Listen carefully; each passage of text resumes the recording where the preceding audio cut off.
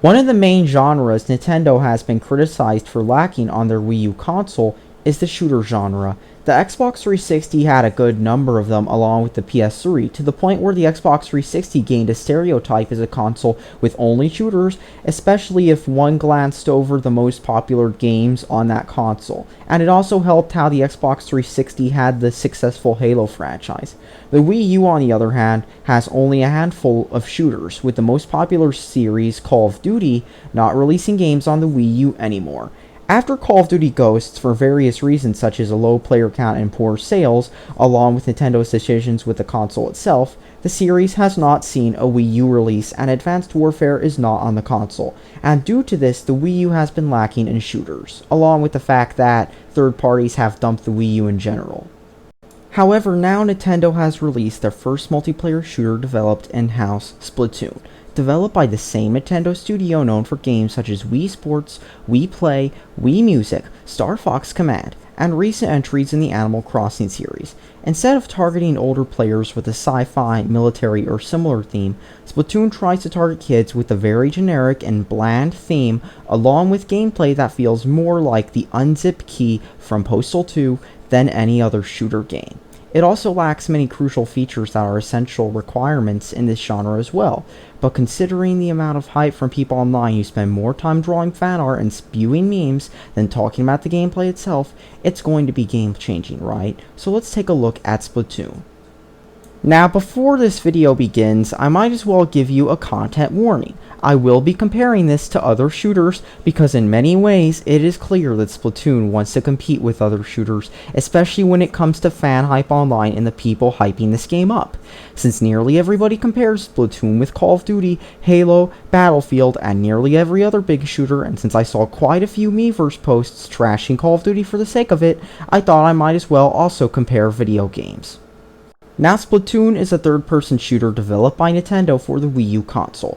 The game is also Nintendo's first game to push online multiplayer, and this is reflected in both the marketing campaigns for the game and the game's design, which forces you to go through an unskippable tutorial similar to other multiplayer-only games such as Evolve or Titanfall, except in those games, to my knowledge, you can skip the tutorials, while in this game, they are unskippable, as the first thing you see when you start the game is the tutorials, and you're forced to play through them. And in this tutorial, the game will show you its first main problem, the controls. While most multiplayer games use the tried and true twin analog control scheme you're used to finding in various other multiplayer games on consoles, Splatoon tries to use gyroscope tilt controls, and it's something you would find in a mobile game and not in a home console game. The controls are very awkward, and while some might praise them as being as easy to use as mouse aiming, as a person who has played hours and hours of games on the PC using keyboard and mouse, they come off as very imprecise and hard to use. You can't skip the tutorial or change the controls here either, as hitting every button on the controller does not give you a menu. Unlike the global test fire where you could skip this does not let you skip it. By contrast, in single-player mode, Call of Duty usually starts you off in a training facility where you learn the controls, and Halo does the same thing, except instead it starts you off where you have to do a suit check of your suit because you wear armor in Halo, and you have to check the suit's functionality by moving your analog stick up and down, and this is how the game lets you adjust the aiming settings and learn the basic controls, while Titanfall, during its skippable tutorial, does the same thing. However, once you change the settings, you do get dual analog controls. However, you cannot adjust their sensitivity in-game, and you must do this by jumping in and out of the scouting area, which allows you to also test fire weapons. To compensate for the dual analog controls being more accurate, however, the crosshair moves up and down when you use dual analog controls, while in every other shooter, it stays in the middle of the screen, and for a good reason. It allows you to see exactly where you are shooting the projectile at. While Splatoon can make it confusing at times as the aiming feels a little off. There is also only one button layout, so if you wanted to change it to something else, then tough. You must play the game exactly the way Nintendo wants to. On the other hand, Call of Duty on the Wii U gives you a variety of button choices, including the same button mappings as the Xbox and PlayStation versions. It makes me wonder a little if they deliberately crippled the controls to try to equalize them, kind of like what they did with Shadowrun on the Xbox 360 and PC, where mouse controls and higher sensitivity control options had an expanding crosshair. But yet other shooters allow you to customize the control schemes, even if you only get a few preset configurations. For example, Call of Duty allows you to turn on and off aim assist, while Call of Duty also lets you select from a wide variety of popular control schemes. And not just the default one, I mean ones such as Legacy, which emulates control schemes used in older console shooters such as GoldenEye, and Southpaw, which moves the analog sticks around. And there are even some games that let you customize every single control out of the box. So after the tutorial, the game really pushes multiplayer. It shows you shops you can buy gear at, the area you can use to go online in battle, and which multiplayer maps are currently in the rotation right now, and I'll get to that in a second. However, single player, on the other hand, is buried in a corner. Compared to other Nintendo games, where single player and offline modes are usually front and center, even in series known for online such as Smash Bros. Or Pokemon, which have become more and more online centric lately. Instead, you're dumped into a city area which runs at 30 frames per second, and you can either buy gear for your character, which you have to unlock of course, or you can read deep and intelligent Miiverse posts made by very, very exceptional individuals.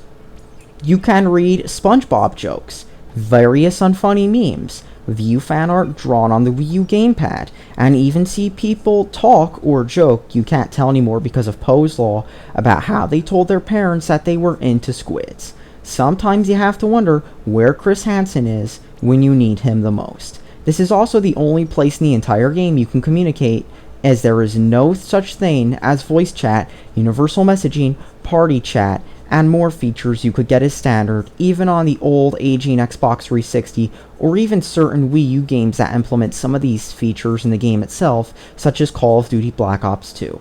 There is only a recent players option, and messaging on the Wii U is restricted to Miiverse or in games that implement them in-game messages, which this game does not implement. This game also lacks many features that affect the game at having any sort of chance at having a competitive scene, such as map voting, clans, private matches, or changing your loadout in-game.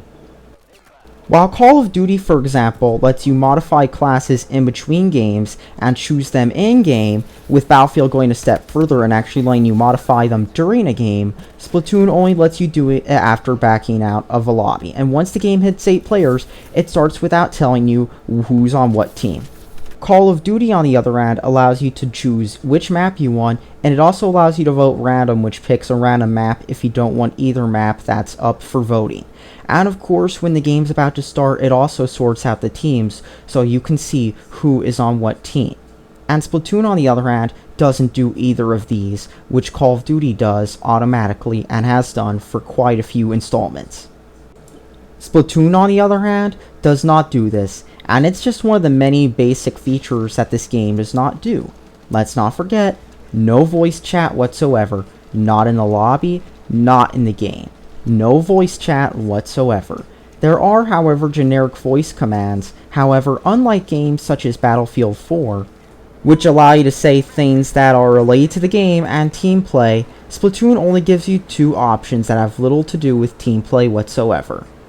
I mean, only having 2 options, Command and Booyah, is not enough for a game that wants to take itself seriously as a team-based game. And it's clear that this game is more of a game for kids than it is a proper shooter game. Usernames in games are just generic usernames, unlike Call of Duty or other modern console shooters, which use your unique Xbox, PlayStation, or Nintendo Network ID. Your Mii's name is your multiplayer ID, and usually it's set to a very generic name. You're likely to run into 4 million generic first names on Splatoon. There's also no scoreboard. The ammo counter is mounted on a tiny spot of the back of your character, which you're unlikely to be looking at very closely, and there's no pause menu that lets you change settings in-game or ping counter. And yet older games such as Halo 3 had these features from day one, such as the scoreboard, the ping counter, the little mini score in the corner, the timer. It had all of these on your screen easily available. For example, the scoreboard, which displays the ping counter and scores from all the team, which helps you look at the objective, see the score for it, and it displays the individual score for each team member. Splatoon does not have basic features like this, which are essential if the game wants to be taken seriously as a competitive game. Then again, speaking of ping counters and connection quality, the Wii U is also the only modern console to have no Ethernet port whatsoever, requiring you to buy a USB Ethernet adapter to play online with Ethernet and get lower pings online. Now, while the other consoles have it built in on the motherboard in the console, the Wii U doesn't. So this can translate to poor online quality for other people, and it did give me one error message when I was playing online, as I got an error message about how I couldn't connect to another person, which seems to indicate that the Wii U has lower connection quality than other systems due to the fact that not everybody has an Ethernet port, but on the other consoles, everybody does. And if you're going to be making an online game, having an Ethernet port is crucial. The gameplay itself is dull, boring, and practically unchanged from the global test fire.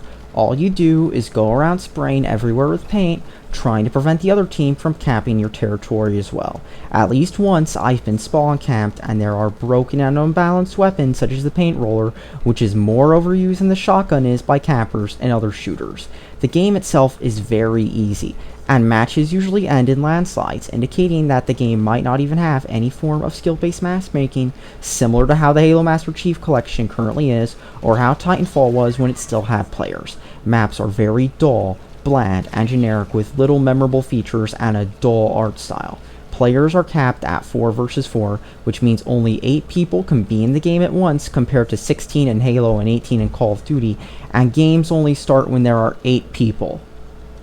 The game currently only has one playlist.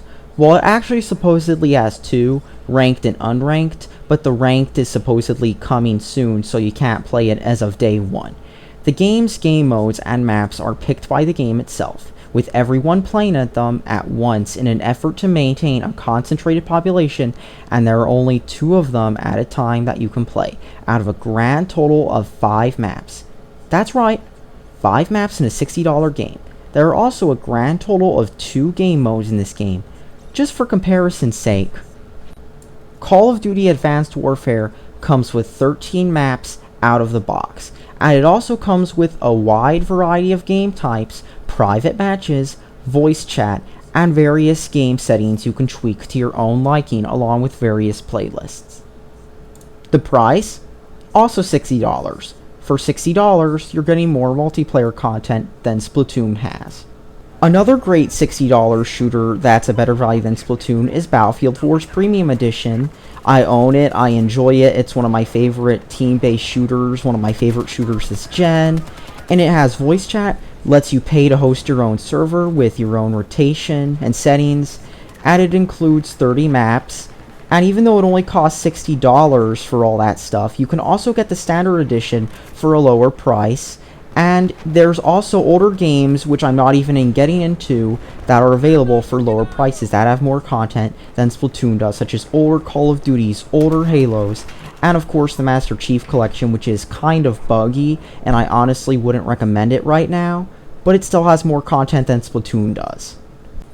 In fact, even some games targeted at the same demographic as this game have features Splatoon doesn't, like Plants vs. Zombies Garden Warfare, which features scoreboards, voice chat, the ability to change your class in-game, and of course it's powered by the same technology as Battlefield 4.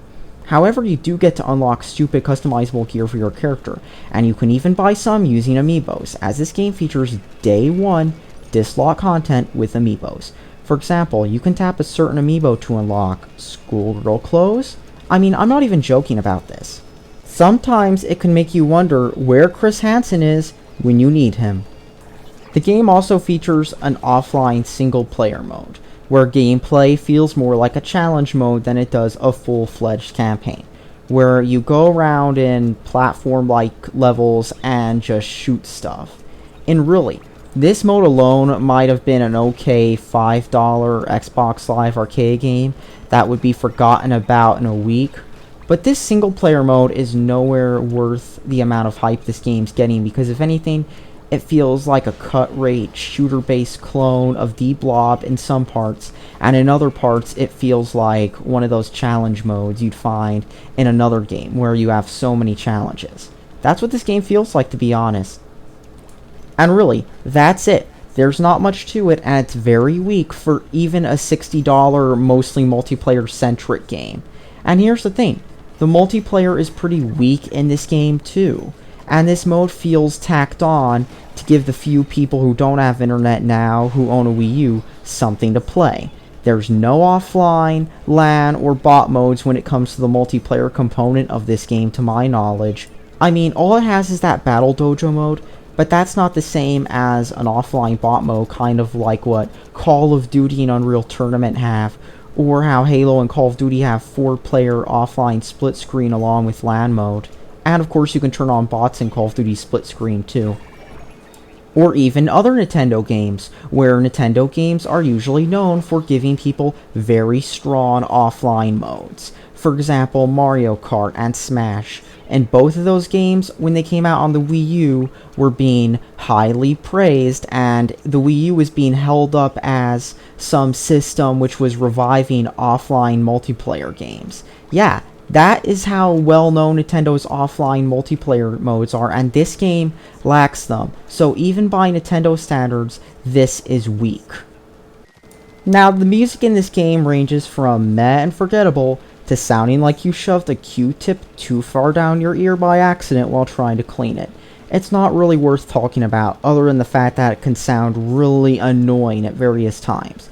The graphics in this game aren't very advanced technically either, looking at an early 360 game at best and running at 720p, mostly 60 frames a second, with no anti-aliasing whatsoever, so you get a nice jagged look that makes it look like you were trying to turn the settings down to run a PC game. Even Call of Duty 4 looks more technically advanced than this game, and that game can run on even a toaster. All in all, this game is a ripoff. For $60, the quality and quantity of the content is minimal. If this game were released on another system without the Nintendo logo, in the way it is now, it would possibly be a flop. The problem is, this is being sold to the Nintendo audience, an audience that praises them like a cult. Even in their own games. An audience that has a mental breakdown when someone says the words Call of Duty, and an audience that feels having a few meh games in a year and tons of toys is better than having a year worth of quality games. The game has gotten unrealistic levels of hype, when other games with similar level of quality and content get forgotten about fast. Memes and fan art are being thrown around to the characters and game in insane quantities, with none of the qualities people hype other games for being present. But quite possibly the worst part about this game, it's unfinished. Nintendo released the game unfinished to get it out on time and is planning on patching in features such as more maps, more game modes, and private matches. In essence, the game is a $60 early access game. You're paying $60 for a few maps, a few game modes, and a few features, with some of them coming later on when the population has dipped and the price probably dropped. And you know the worst part about that? Nintendo seems to be getting off with it lighter than any other company that does this. Thanks for watching, subscribe for more.